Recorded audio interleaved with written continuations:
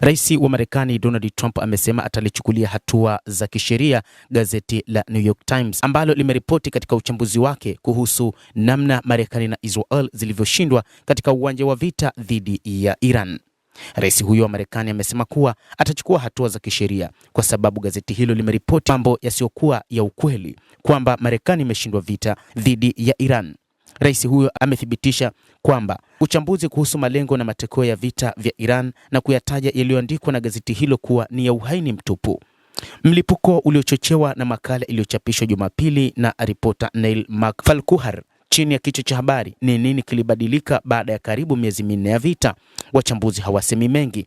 Katika kipande hicho, Farquhar aliandika kwamba wakosoaji walikuwa wakionyesha kushangazwa juu ya kile ambacho vita viliweza kubadili, akisema kwamba vita wala makubaliano hayakumaliza vitisho vikuu kutoka kwa Iran. Pia alimnukuu Caitlin Talmadge, profesa wa taasisi ya teknolojia ya Massachusetts aliyebobea katika masuala ya usalama ya Ghuba ya Uajemi, ambaye alisema mkataba wa maelewano uliofikiwa wiki iliyopita kati ya Washington na Tehran ulitokana na ukweli kwamba Marekani ilipunguza zaidi kuliko ilivyoweza kutafuna.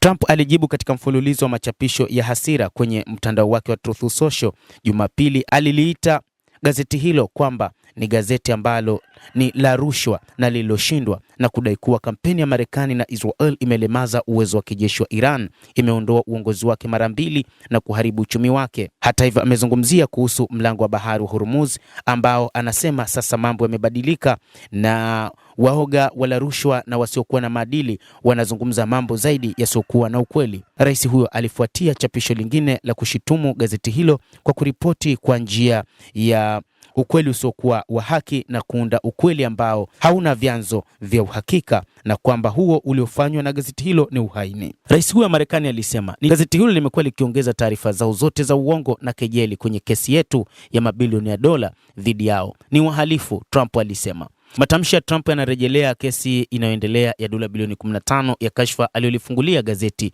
la New York Times mwaka 2015.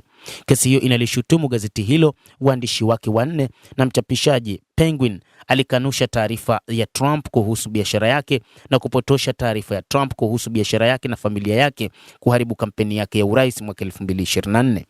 Trump alidai kuwa gazeti hilo limekuwa msemaji kamili wa chama cha demokrasia na amesema kesi hiyo ilikuwa sehemu ya juhudi za kurejesha uadilifu kwa uandishi wa habari.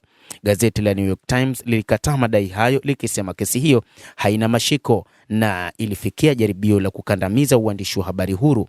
Gazeti hilo lilisema litaendelea kuripoti bila woga wala upendeleo. Endelea kutufuatilia mtazamaji, lakini ni kusihi usisahau kulike, usisahau kucomment, kadhalika kusubscribe channel yetu hii ili upate habari hizi kwa mapana kupitia The World News. Mimi ni Adam Hussein. Endelea kuwa nasi wakati wote, endelea kutufuatilia.